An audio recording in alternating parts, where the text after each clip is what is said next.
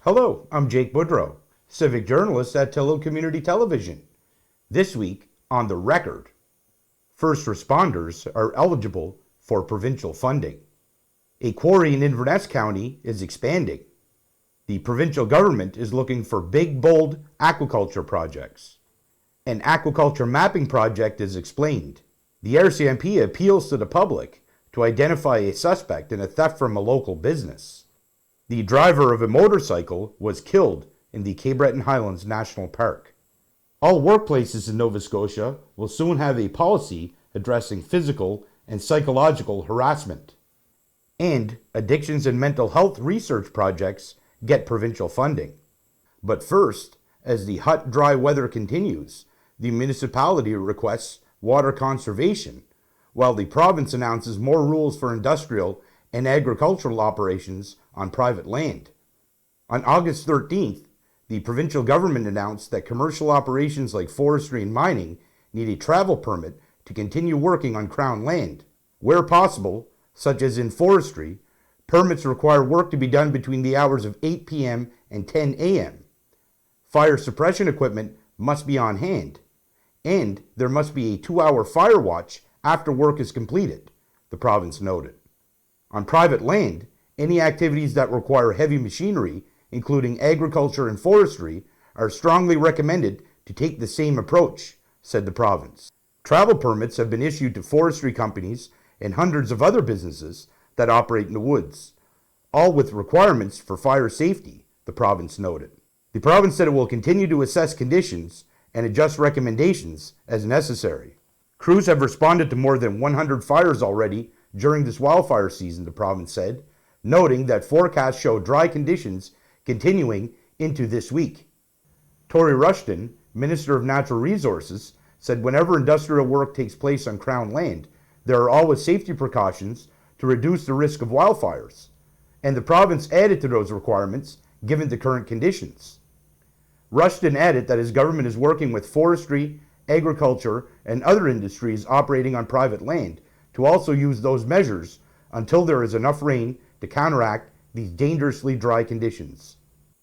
With a provincial burn ban and travel on trails and wooded areas restricted, the municipality of the County of Richmond is appealing to residents. Due to extremely low precipitation in recent weeks and no significant rainfall expected in the near future, the municipality is requesting that customers of the Richmond Water Utility follow voluntary water conservation measures until further notice. Recommended measures include reduced non-essential water usage, such as lawn watering, car washing, and filling pools. Cut back on the frequency and length of showers. Turn off the tap when not in use. And wash only full loads of laundry and dishes. With me today is the Executive Director of Planning and Preparedness with the Department of Emergency Management. Welcome, Meredith Cowan. Thanks for having me. Earlier this month, it was announced that fire departments, ground search and rescue teams, and hazardous materials units can get more help from the province to buy equipment this year through the expanded Emergency Services Provider Fund. The provincial government said it has increased the amount available for purchases for individual organizations and also added a new regional component to the fund for projects and equipment that address the collective needs of multiple emergency response organizations in an area. This will help ensure coordinated region-wide preparedness, response, and recovery efforts, the province noted. So maybe we can start at the beginning. Where and when did the idea for this originate? Was it just a matter of need and trying to get that money out to the communities and those groups as soon as possible? Well, yes. So, of course, the Department of Emergency Management is a new department with the mandate to be responsible for emergency management. And so the fund had previously been administered through municipal affairs and housing. And so previously, the maximum for that for the ESPF fund was $1 million. And as we were creating the department and doing consultation with providers and stakeholders and partners, the fund itself and the requirements of our partners and first responders was that they needed more. And much like everything else over the last number of years, the cost of supplies and resources has gone up. And we certainly identified the need to ensure that our first responders have the equipment they need. So government has increased the amount of the fund to $4 million, which is significant. And in that, what we wanted to do was allow our first responder organizations to have two opportunities to offset the needs of their organization. So one would be an individual stream, which is what has been opened originally, which we increased from 20,000 to 30,000. And that enables an organization to look for something that is very individual need for their organization or the community and in the type of first response that they provide. The regional one is new. And what we know, as you can appreciate, Nova Scotia, lots of rural areas where organizations often partner or they come together for an emergency response.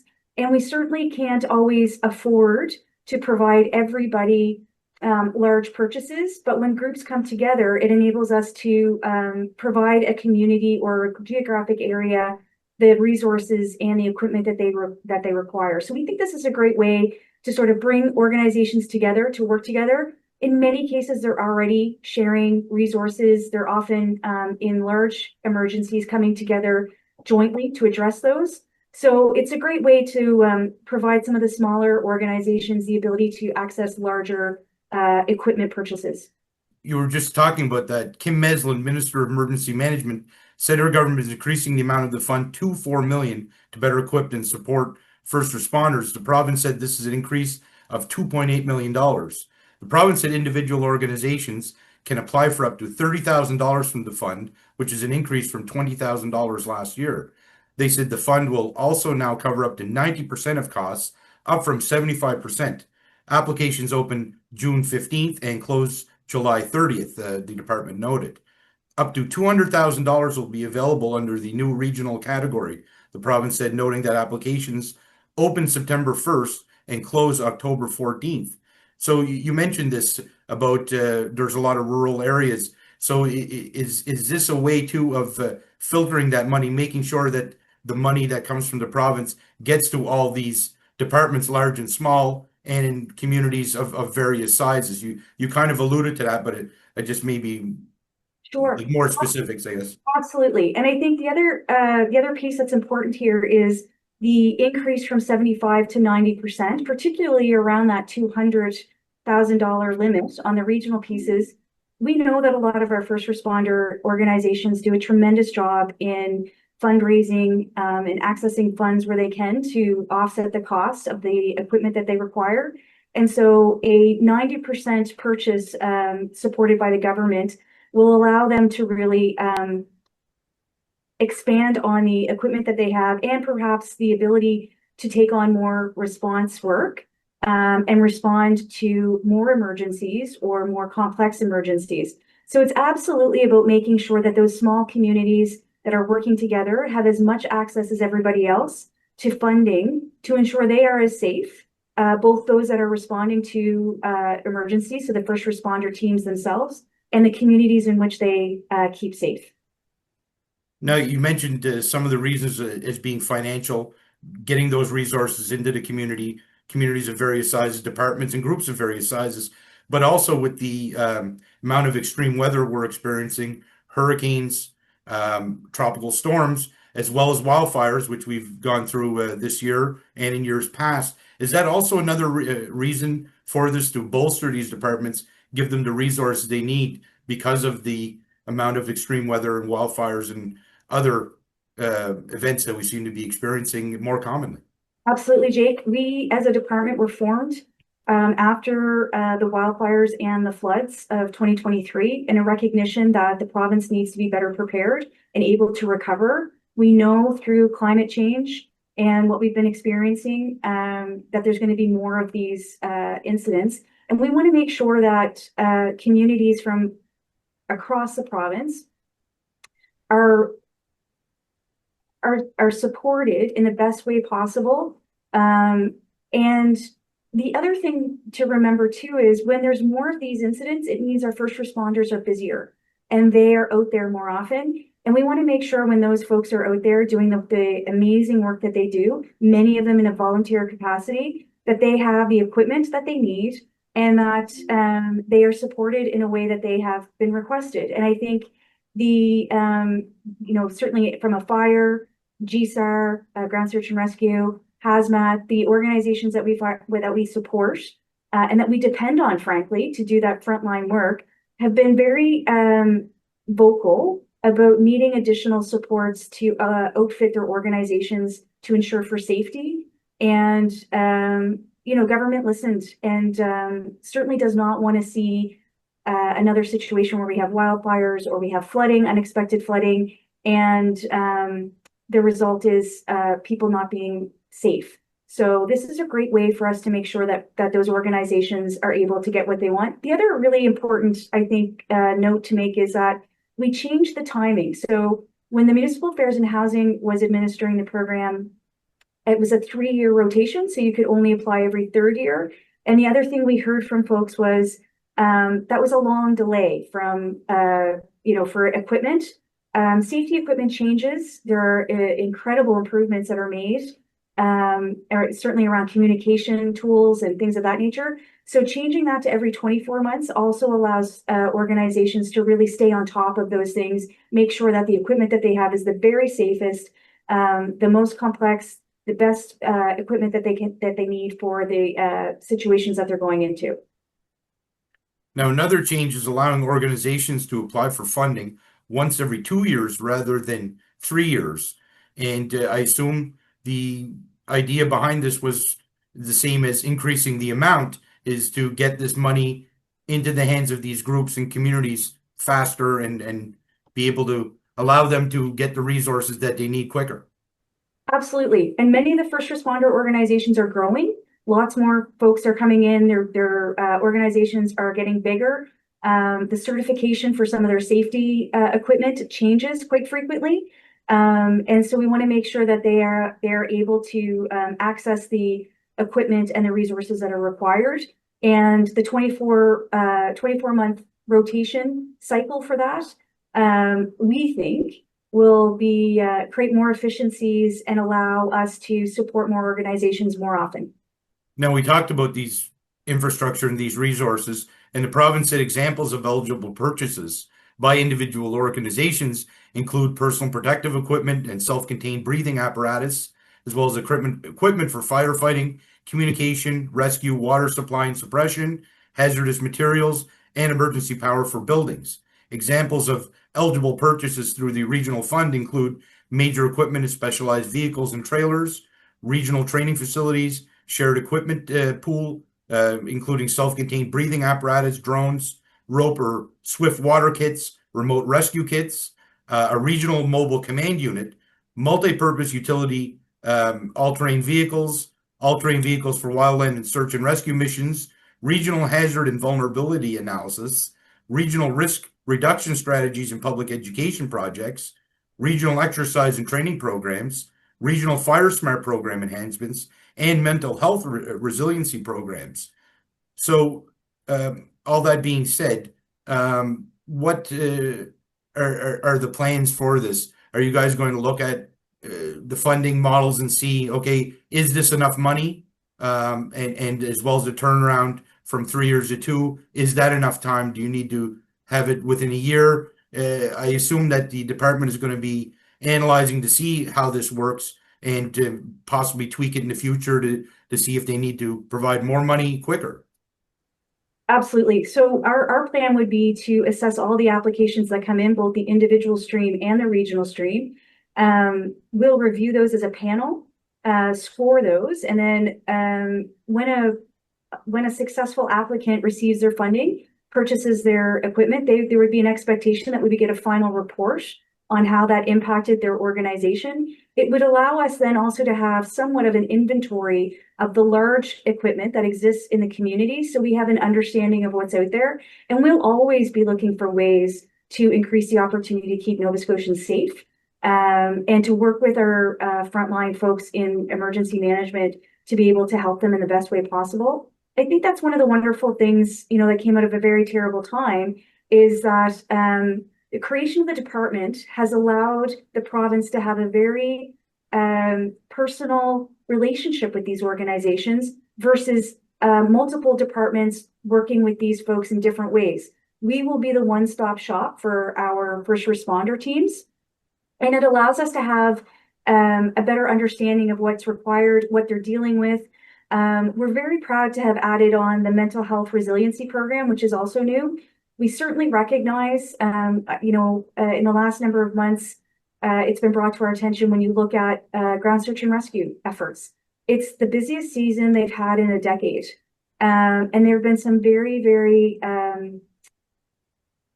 trying situations. And it's really important that people understand that those folks that put on that gear and they go into the woods to look for a lost person or children, somebody that has wandered from home, any of those situations, those folks have families and they have a full-time job. In many cases, they are doing this because they care about their community and they want to make a difference. And we want to make sure that when they're finished with that search, that they go back to their families and into their lives in the very best way that they can, and that they have those kinds of mental health supports. I think that folks, we sometimes forget that the front line, the ground, like when you're there, it can take quite a toll on folks. And we want to make sure that they are not, that they have the right kind of mental health and peer support that is required versus sort of waiting for something and taking too much time and therefore removing them from something that they really love to do and serve such a wonderful purpose for the province. So we are really looking at first responders and emergency management in a very specific light. And I think that we're looking for the expertise of the frontline teams to tell us how the province can support them in the best way possible. We absolutely do not want to get in the way. We really want to clear the path. We want to create an environment of success for those folks. And that's from everything from how they respond to an emergency, recover from an emergency, and prepare for one. So we really are, this will be the first time that the Department of Emergency Management will be administering it. And the team here will take a really good look at what we've supported and really assess how we can always look to improve or tweak a program to make sure that it's meeting the needs. And we'll look also to our applicants to let us know where they feel that we could improve. Yeah, that's great. It's important to note that money, resources, equipment, and getting it quicker are good. But yes, these fires, these disasters, these collisions, search and rescue, looking for young children, that would take a toll. And it's important that not only do you provide money and financial support and equipment, but the mental health of these volunteers is quite important. The human beings, the very people, the Nova Scotians that do this every day, volunteer firefighters, our volunteer ground search and rescue, our professional firefighters, they are really the most important equipment. And so we do have to take care of them. And I think that really that type of thought process and the way that we're going about this really speaks to how the department itself is working, which is to make sure that we're taking care of all people, the people that are within an emergency, but also those that are supporting the emergency and helping us get through it. So we certainly recognize the important work that those folks are doing, and we want to be able to help them. Well, that's great. I really appreciate you taking time out of your busy schedule to speak with me, answer my questions, speak with our viewers about this very important topic. Thank you very much. Thanks so much, Jake, for having me, and I really appreciate you spreading the word on the program. We're looking forward to seeing some of our applicants come in and seeing what great results we have when all the communities have access to the funding. The McIntyre's Mountain Quarry near Kingsville, Inverness County is expanding, the provincial government announced. The province said that the project received environmental assessment approval on August 7th. The quarry, owned by Municipal Enterprises Limited, supplies high-quality aggregate to help build and maintain roads in the area, the province noted. Municipal Enterprises registered the McIntyre's Mountain Quarry expansion project for environmental assessment on June 18th. to expand the operating footprint of the existing less than 4-hectare quarry, the province said. They noted that the quarry has been in operation for approximately 15 years. The land associated with the proposed quarry expansion area will occupy a maximum of 20.39 hectares and includes the existing quarry footprint, the province said. Expansion of the quarry footprint will support continued extraction and production of aggregate products, the province said, noting it is expected that the continued use of the quarry will be identical or very similar to historic use at that site, and will include occasional drilling and blasting, and temporary operation of a portable rock crusher to process, stockpile, and transport aggregate materials. The project is anticipated to start during the 2026 construction season, with production volumes of approximately 50,000 tons per year during years in which the quarry is active, the province said, adding that a project life of 40 years is expected.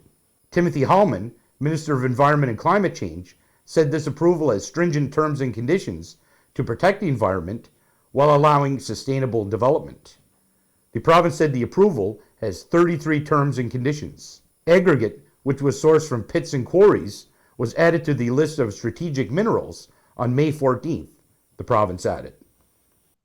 With me is Nova Scotia's Minister of Fisheries and Aquaculture. Welcome back, Kent Smith. Hello, Jake. Thanks for having me here today. So on July 24th, the federal fisheries minister, along with the eastern ministers responsible for fisheries and aquaculture from Nova Scotia, New Brunswick, Quebec, Prince Edward Island, Newfoundland, and Labrador, convened in Moncton to discuss and collaborate on pressing issues facing the eastern Canadian fisheries and aquaculture sectors. So how did the meeting go? Well, Jake, thanks again for having me on. I'd say generally around the table, there was a sense of optimism. There's a lot of new faces around the table right now. In fact, I've been on this job for less than 2 years, and I was the most senior fisheries minister around the table. So good introductory meeting. It was the first time that all of us sat down together. And again, just a sense of optimism with a new federal government that hopefully the direction in supporting our economic development and our fisheries in Nova Scotia can be a little more focus on economic development, maybe a little less focus on conservation. So the province said in a press release that was issued by your department, key topics discussed during the meeting included renewal of funding programs.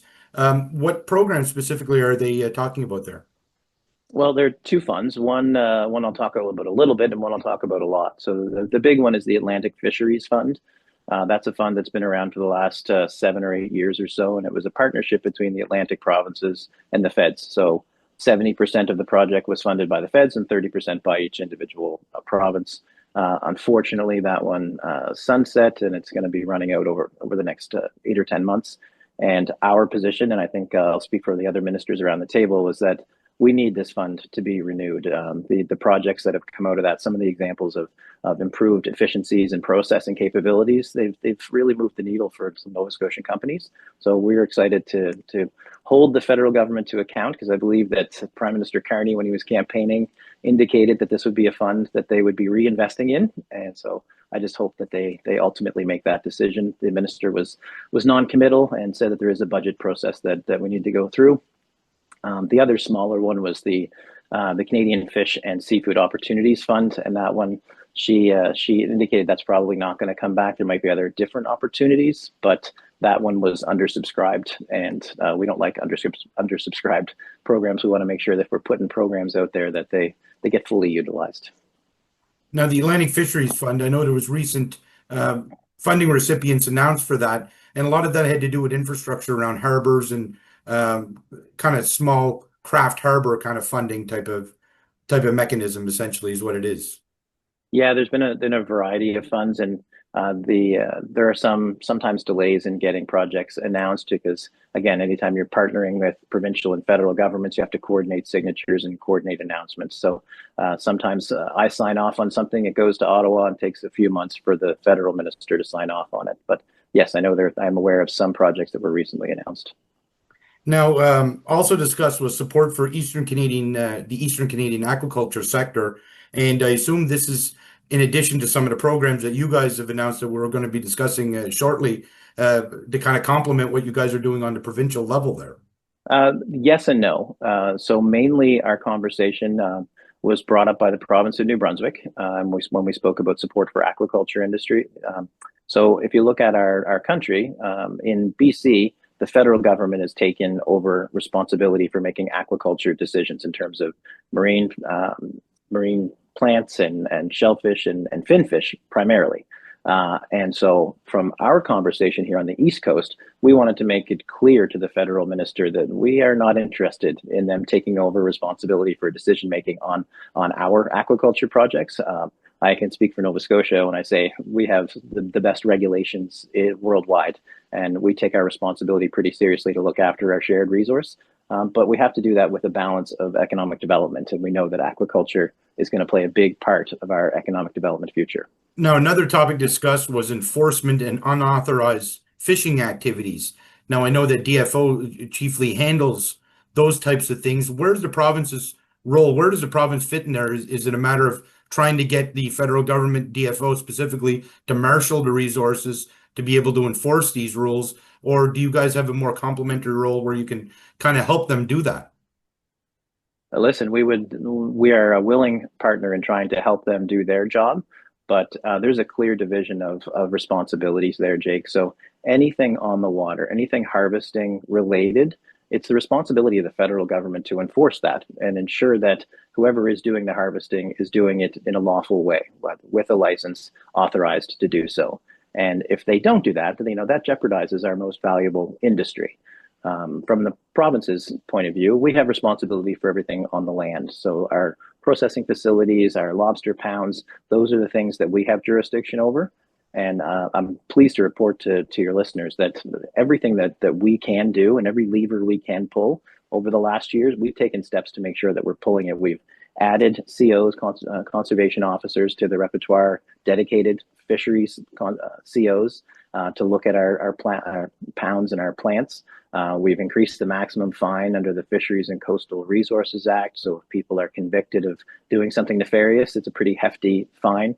And we've also done something unique in this budget cycle where we've asked for and received funding to hire forensic accountants to look at the books of some of these pounds and plants to make sure that the dollars and cents are all adding up properly.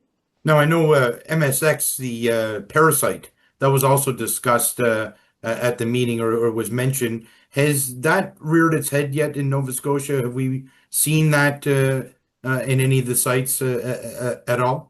And MSX is a pretty high fatality rate for oysters, but the good thing, I guess if you can say good thing, is it has no impact on human health whatsoever. But it is fatal in about 90-95% of the cases with oysters. Dermo is a similar type of parasite that kills oysters with about a 60% mortality rate. So that's what we've seen more than MSX. Okay, and specifically in Nova Scotia sites is what you're talking about. That's Yes. Yes. Okay. Now, according to your government, Federal Fisheries Minister Joanne Thompson recognized provincial jurisdictional authority over aquaculture in Eastern Canada. And is that an assurance that your department needed from the federal government to keep moving forward with aquaculture development and do what you're doing? Or was that just kind of like a small matter that just something that just needed to be done, but is not of major consequence? I think it was really important for the aquaculture industry to know that the federal government had no interest in taking over jurisdiction in the decision-making process for aquaculture in our neck of the woods. So, and I say that because what they decided on in BC is that it seems like they're going to close down the open net pen, like the salmon farm type of aquaculture in British Columbia. And again, we have such strong regulations here in Atlantic Canada that we stand behind our regulations. The industry has evolved a lot in the last 40 years. It's not the same as it was in 1985. Some of the worries about contamination or pollution or fish health, those aren't the same worries today that they may have been a couple of decades ago. So we would like to maintain jurisdiction, and we'd like our companies that are investing in aquaculture to know that they have a little bit of certainty when they're going to make significant investments in finfish aquaculture. Now, some of the other items discussed, which we didn't mention, they were kind of more general in nature, but what impact would those have had on the overall seafood industry and specifically, I guess, the aquaculture industry? Which in particular, Jake? Just I guess the ones we didn't mention, whichever ones we just didn't talk about. Nothing comes to mind right now. I'm at Well, an absolute blank, but that's okay. whatever ground we didn't cover. Well, I'll go on one that jumped into my mind, and that's traceability. So what we would like to get to in a place in our province is where we can trace our seafood from the time it is harvested to it until the time it ends up on a plate, wherever that may be around the world. So my department's doing good work on what we have responsibility on from a buyer and processor point of view, making sure that one step backward and one step forward in the supply chain, we know where the fish is coming from and going to. But there's room to improve there, and that's an opportunity for us to work with the federal government because they have a little broader jurisdiction with regards to traceability. Now, your government issued another recent press release about consultations with stakeholders in the aquaculture industry, specifically as it pertains to the coastal mapping project. Now, without getting too much into the weeds about the mapping project, because I will be speaking with someone about that shortly, maybe you can just talk about generally how those consultations went with people within the industry. I would say incredibly favorably. So, and again, Jake, appreciate the opportunity to chat a little bit about the coastal classification system. It was a project that took us 2.5, 3 years to complete.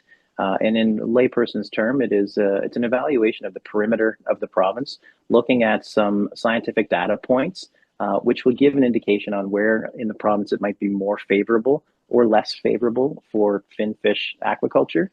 So it's not a decision-making tool. It's not something that's going to say, yes, you can do it here, but it will say the conditions, like the water temperature and the depth and other things like that, they line up better for successful finfish aquaculture than maybe other places in the province. So I think it's a really excellent resource for folks to use, and I encourage you to check it out, Jeff. It's really, really interesting how fine the data points are, and I think that you'd be interested to see things around the Richmond area and just have a look at the colors on the map there. Yeah, and I suppose when they're planning aquaculture development, companies are looking at developing sites or expanding sites or whatever. I would imagine a tool like this is invaluable in identifying precisely where you should go and where you shouldn't go. Exactly. Like I said, it gives you a bit of a head start on where conditions might be more favorable as opposed to less favorable. But I know that Matt King, who you're going to talk to today or tomorrow, he's going to give you lots of good information, and he can get right down into the pixels. Yeah, we'll get into the nitty-gritty then. Yeah. No problem. The province also announced recently that it is launching a new fund to support what it calls big, bold projects, and that's a direct quote, in the agriculture and seafood sector specifically. The Nova Scotia Seafood and Agriculture Strategic Investment Fund will support companies proposing large-scale projects that boost productivity and help their business expand. It could involve adopting new technology, changing how they do business, or finding new markets for their projects, your government noted. Now, you said your government is looking for creative ideas that can take businesses to the next level, calling it an all-hands-on-deck effort to build stronger industries. The province said it is providing $4.71 million for the fund, and funded projects must be completed by January 2027. Where did the idea for this come? Is it you guys are looking for something different, it seems? Well, we are. So our premier has been pretty strong on economic development in the last 6 or 8 months. You've heard Jake, I'm sure, him talk about the importance of our resource sector and how we can support them best to help improve our gross domestic product. So internally, we took that as a challenge from the premier. And so between my department and the Department of Agriculture, we realized that there are some funds out there that can support our companies to a smaller extent, to the $50,000, the $100,000 type of projects. But what we really need right now, as you noted in our press release, are big, bold projects that are really going to move the needle on helping companies jump from that small top line revenue to a large top line revenue that could have an impact on the whole province's bottom line. So excited to see what projects might come up with. I mean, we can speculate on companies that would like to improve their efficiency, improve their productivity, maybe process seafood a different way, maybe automate. Those are things that we expect to see. But with a fund like this and that you can apply for up to $1.5 million, we could see things that we're not even considering that could really move the needle on our GDP and help our province prosper. Yeah, and you spoke about that. Not only does it kind of Ed, that innovative piece that you guys have been looking for as far as like economic stimulus and what have you. But it almost seems like some of this is also coming from the industry, that they kind of want this innovation and these new bold ideas that you're talking about as well. Again, I think that we've heard from industry to say, listen, there are some supports either provincially or federally that we can get a small amount of money to contribute to something, but we're lacking a fund that can really help us get over that next level. Get it going from 5 million to 10 million in sales or something like that. And this is the target of the Seafood and Aquaculture Strategic Investment Fund. Joining me is the project manager with the Department of Fisheries and Aquaculture's Coastal Classification System. Welcome, Matt King. Thanks very much, Jake. Appreciate having me on here. So the provincial government recently announced that a new mapping tool that helps identify the suitability of coastal areas for aquaculture development is now available. So perhaps we can go back to where this idea came from. Yeah, so the idea stems from the Dowell-Leahy report. So this goes back to 2015, and the government in 2013 actioned a review of aquaculture regulations and policy in the province. And out of that review, there was the recommendation for this coastal classification system. And so with that in mind, there was regulations that were overhauled in 2015, 2016. And then in 2021, there was the action to pursue this coastal classification system. And that's what started the project back in 2021. So how much work went into creating this mapping tool? Yeah, lots of work, lots of background work. We partnered with the Center of Marine Applied Research, which is a Crown corporation with the province, and they do work related to fisheries and the aquaculture sector on subjects related to, again, aquaculture, but it could be climate change. There's even some social and cultural research projects that they do. They were instrumental in this process and really developed committees to support this initiative, and supporting the department. Also were our network partners, what we call our network partners, our federal and provincial agencies that we traditionally engage with on the process, on the processing of applications, aquaculture license and lease applications.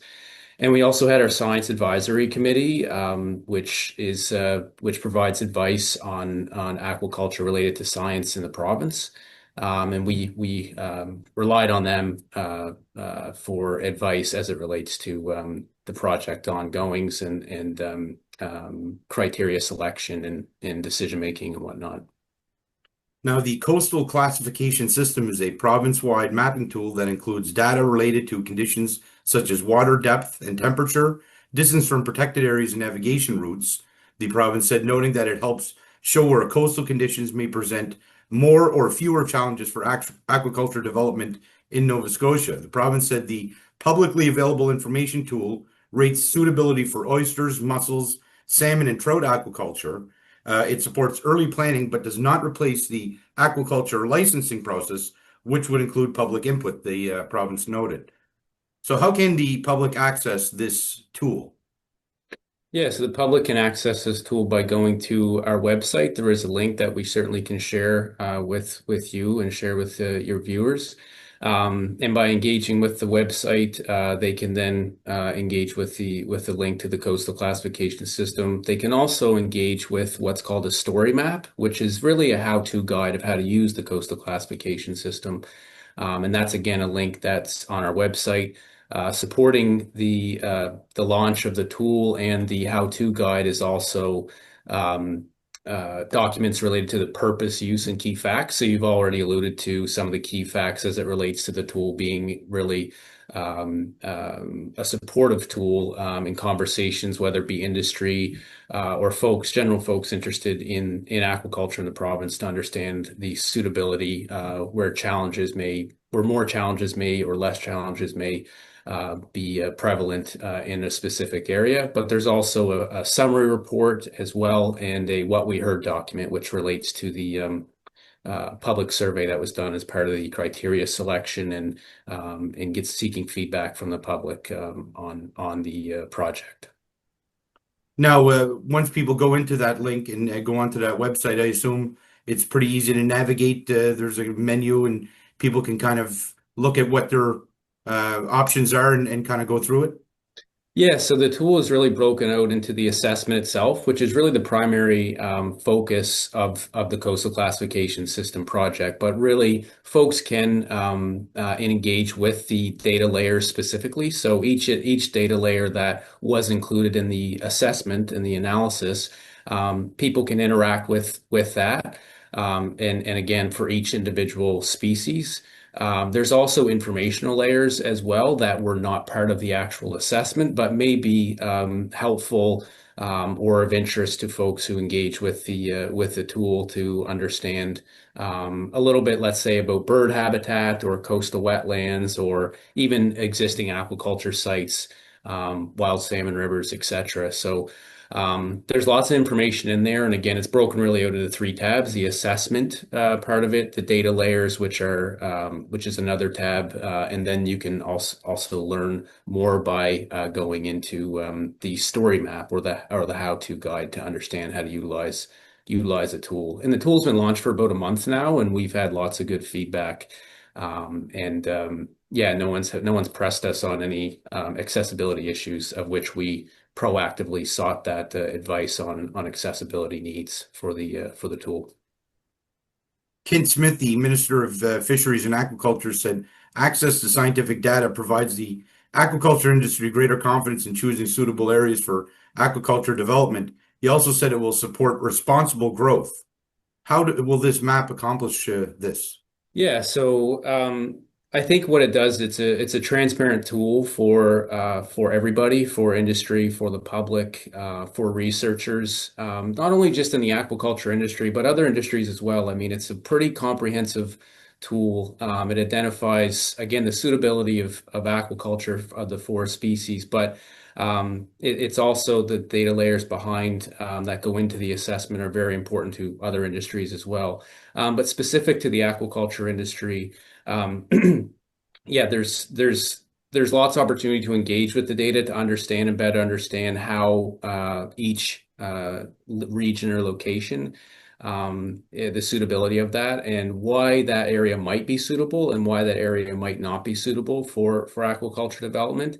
And I think the key piece is in all of this is the fact that this is really a tool that's meant to support early discussions, whether that be Aboriginal or the typical Nova Scotian or industry on decisions on where aquaculture where to pursue potential aquaculture development. It is not a decision-making tool, and even the department uses, although the layers going into the assessment are of great value, the assessment itself does not undermine the licensing and leasing process, which is very robust. And as I mentioned, back in 2016, went through quite an overhaul, which brings us to today. And like I say, it's meant to provide access to information in a proactive manner for folks to really understand the coastal potential for aquaculture.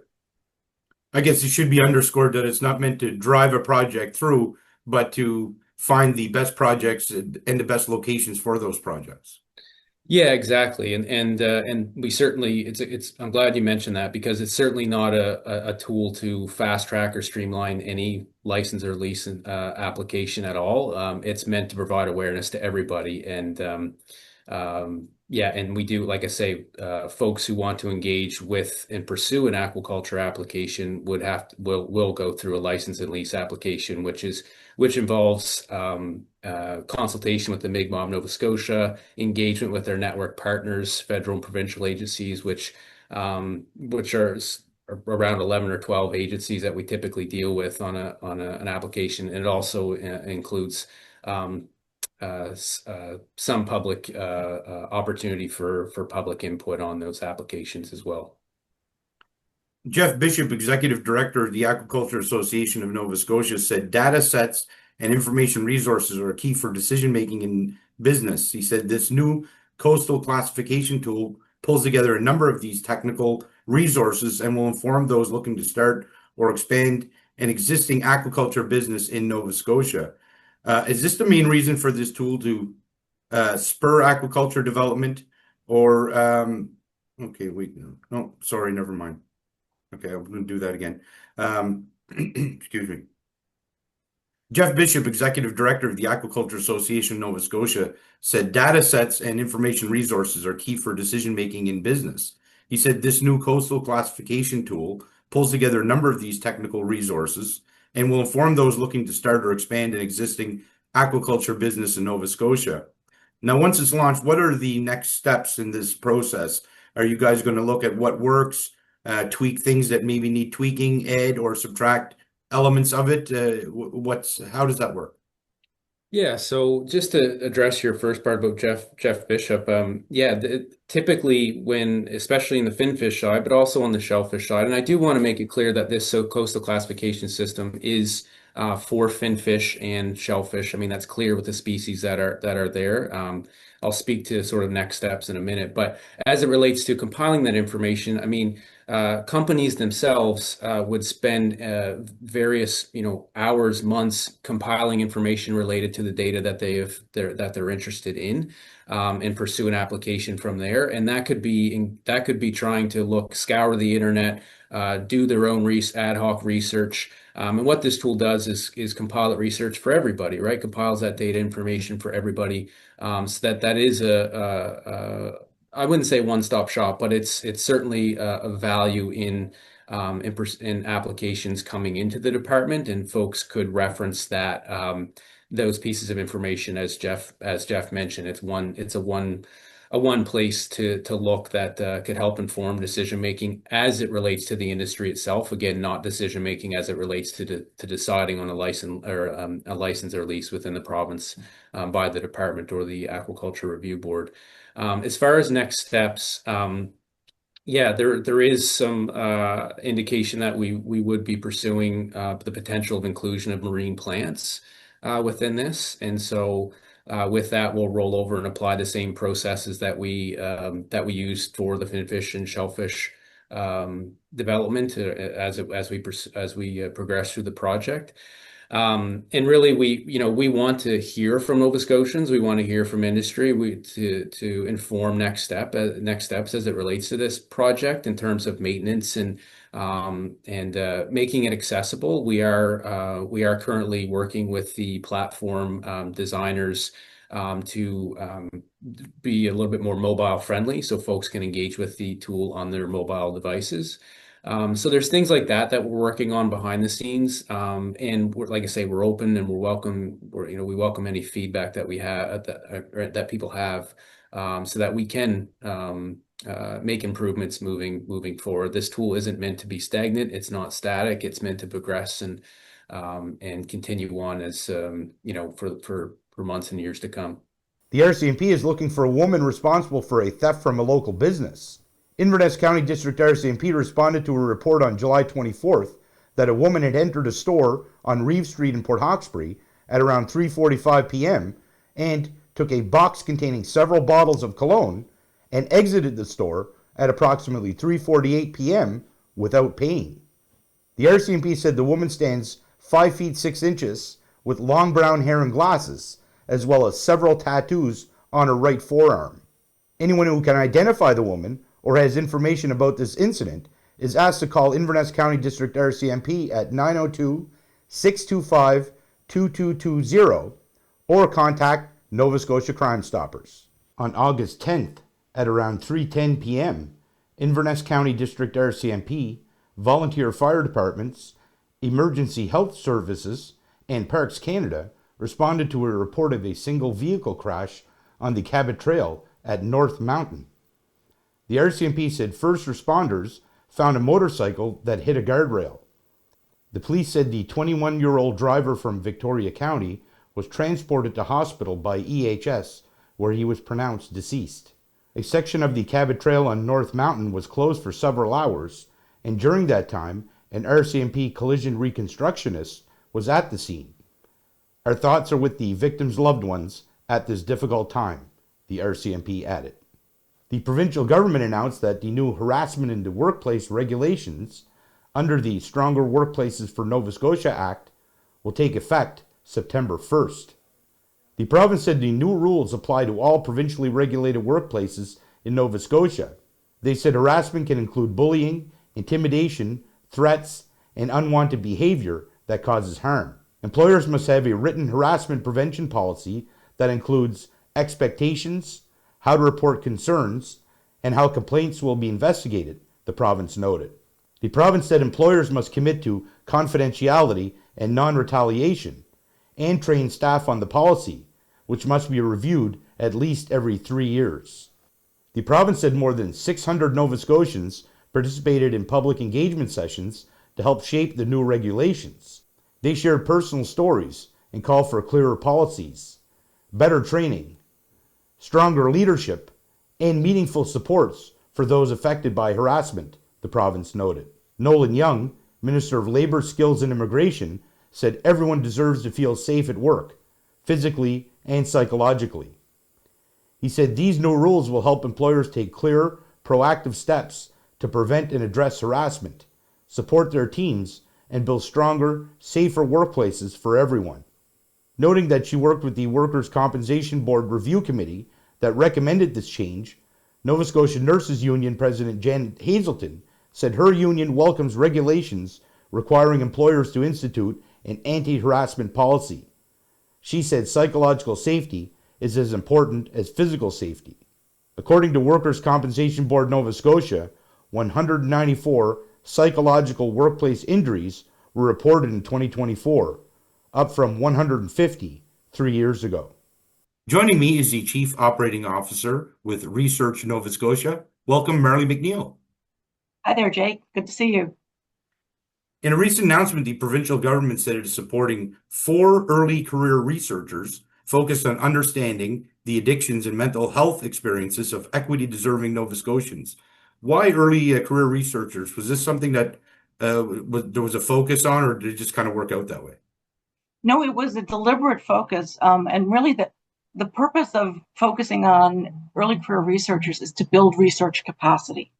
So these are younger researchers in the first 5 years of their appointment at a university or the community college, and this is to encourage them, help them get their research program started, but also to build that body of knowledge that's going to be in the province and available to Nova Scotians for a long time. The province said researchers were awarded funding through the new Investigator in Addictions and Mental Health grants delivered by Research Nova Scotia. Among the recipients was Laura Lamb of St. FX University, who will receive $99,937 for a study on mental health impacts of witnessing identity-based bullying. Perhaps you can describe this one. It's certainly so. Dr. Lamb is going to be looking at, first of all, bullying in students who are different. So as you'll talk about these grants, the 4 grants that were supported, they're looking at what we call equity seeking or equity deserving populations. So these are people who, in this case, may have a physical difference from other people. They may be Indigenous, they may be African Nova Scotian, they may be immigrant, and they may be part of the LGBTQIA plus community. So these are people who in the sort of the school setting may stand out as being different. The project is to look at not just the impacts of the people who are bullied, but on the people who witness this happening, because many times the witness can identify with the victim. And it has a fairly, the literature says that has a really strong impact on the mental health of those people who are witnessing the bullying. So what this is to look at this literature, if you will, but in the context of Nova Scotia, first of all, and secondly, with the equity-seeking communities that we have in Nova Scotia, to see if indeed this impact is critical, and then are there mental health supports available for these young people who are potentially being, quite impacted by this. St. FX's Jill Murphy will receive $99,962 looking into collaborative priority setting to strengthen community-based mental health care in rural Nova Scotia. It appears that the findings of this research in particular could really impact the implementation of healthcare policy or the setting of policy in Nova Scotia? Yeah, and that's certainly one of the big objectives of that research. So again, rural communities have different access to supports than perhaps more urban communities do. And these equity-seeking communities that we're talking about are often represented in rural communities. So you will have immigrants, you will have people of Indigenous background, people of color, that sort of thing. And so by looking at what's available and maybe more importantly, what's not available in these rural communities, Dr. Murphy is hoping to be able to point out to policymakers and people who decide on what programs go where the needs of rural communities around the province and how to better serve the mental health needs of the people who live there. Now, in a press release, Murphy, who is the research chair in mental health and addictions and an assistant professor in the interdisciplinary health program at St. FX, said research directly focused on equity-deserving groups can build an understanding of their unique experiences, as well as the challenges of providing targeted and appropriate care. It can help identify evidence-based strategies to improve accessible and inclusive care for all Nova Scotians, she noted. Does it come to the simple fact that equity-deserving groups just don't have the same levels of mental health and addiction care access as other groups, and that's the present state of things right now? Yeah, so one of the things I think in the context of this research program is that rural Nova Scotians are actually, I think, considered part of those who are seeking equity, if you will, equitable access. I think the COVID crisis shone a very harsh light on the fact that there is inequity in provision of healthcare and community services in various parts of the province and in various communities. And there's all kinds of historic reasons for that. There's many reasons. And I think what we're learning as we sort of move past the lessons of the COVID crisis is that you can't go backwards. You can't go back to the way it was, because once you know things are pretty bad, you've got to work at finding a solution. And so what Dr. Murphy is looking at here, I think, is similar to what some of the others are looking at is, okay, now we know there's a problem. How can we fix it? We also know that Nova Scotia has one of the highest prevalence rates of mental health issues in the country. It's far above the national average. And so you put those two things together, first of all, we know there's a problem in the province that is worse than other parts of the country. Secondly, we know that that problem is more critical in some communities than others. Then it is that effort to look at those communities and try to raise them up and hopefully raise the mental health supports that are available across the province. The province in another project focuses on understanding the mental health experiences of Black women in Nova Scotia, and another concerns the mental, emotional, and social challenges affecting equity-deserving college students. Perhaps you can describe those two projects. So the first one you referred to is Keisha Jeffries at Dalhousie is leading that project. And she is, again, looking at mental health in that community of women who identify as being African Nova Scotian or Black, I guess. And the experience that she is a registered nurse as well as a PhD researcher, and she has great connections into the community, being a member of the community. And there's a history of women not really, allowing themselves to be front and center in some of these issues. They are looking after everyone else and their mental health is not taken care of. But more than that, there's a history of there not being a lot of research and therefore targeted programming for people of African descent. That's not just true in Nova Scotia, it's true really across the country.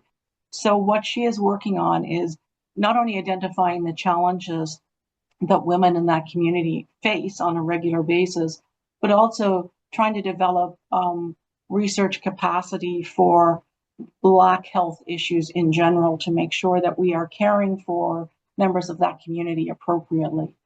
The second project that you mentioned is going to be at Acadia University. And the idea there is that university students or community college students, for that matter, are under a lot of stress to start, with. It's a challenging time in life. A lot of people are away from home for the first time. They're taking on studies that are way more than they took on in high school, let's say, and they're at a vulnerable age. But there are some sort of segments of that population that may be more vulnerable than others. And so what this project is looking at is people who identify as Indigenous, people who are immigrants, and in a specific interest at Acadia, I guess, and maybe of the professor, is people who are of Muslim descent, who are actually practicing Muslims now, and looking at how they are supported or not supported in their community, and the community that will be studied there is at Acadia University, and then looking at interventions or programs that could be brought into play to allow them to feel, secure and get, any support that they need as they're taking on their studies. And one of the things that the lead of this project, who is Dr. Rahal, is talking about in the proposal is, we are trying to make sure we have well-educated young people to go into the workforce, to take their place in society, and looking at, the wisdom of supporting them at this vulnerable state so that their mental health is, supported all through their career and their contributions to the province. The province noted that equity-deserving groups are defined as, but not limited to, Mi'kmaq or Indigenous people or communities, African Nova Scotians or people of African descent, racialized people, newcomers, people with disabilities, the 2SLGBTQIA plus community, Acadian and Francophone people, and residents of rural areas, as you spoke of earlier. Brian Comer, Minister of Addictions and Mental Health, said the research funding is a way to build universal access to mental care. Now, is the approach of looking at these communities, is that something you guys are going to continue into the future? So at this point, this was a one-time project to support these researchers who are taking on these programs of research. Whether or not the department, again, I'm not part of the department, but whether or not the department decides to continue is really not been decided, I don't think. But I do, think that is happening. Again, we mentioned this earlier, by focusing on the early career researchers and helping them get their programs off the ground, you're building the capacity to continue to do this research. There are other initiatives underway. For instance, my organization, Research Nova Scotia, funded a project last year that is focused on youth mental health and looking at whether or not we have all of the systems in place and working together to support young people across the province. So there are other things happening. There's definitely work happening at the IWK and at Nova Scotia Health as well. And so I think by pulling them all together, you're seeing a concentration of effort on this really important topic, which is, of course, the mental health and wellness of Nova Scotians. Again, going back to that statistic that we're, our community, our province rather, is seeing more mental health challenges than maybe the rest of the country, it's appropriate to put this kind of effort into finding out what the issues are and how to make sure that their people are supported as they're going through their own challenges and helping them become well. Yeah, your group, Research Nova Scotia, pointed out that not only do equity-deserving groups have less access to care, they're also underrepresented in mental health research. So I guess continuing this would be something that would be very useful for the powers that be that are making those healthcare decisions on who gets service and when. Yeah, good policy is based on evidence, and so by making sure there's lots of people represented in the evidence, you're elevating the challenges and the potential solutions. Typically, health research, not just here but all around the world, is based on white males, adult white males. That's just the way that the research world has worked for, hundreds of years. By bringing a little bit more emphasis on these underrepresented communities, we just have better information. We know what works better. This might work better for young people than older people. This may work better for people from Africa than people from Sweden, whatever it might be. The better the evidence, the better the programs, the better the outcomes. Thank you for watching. Please tune in again to find out what we will be talking about on The Record.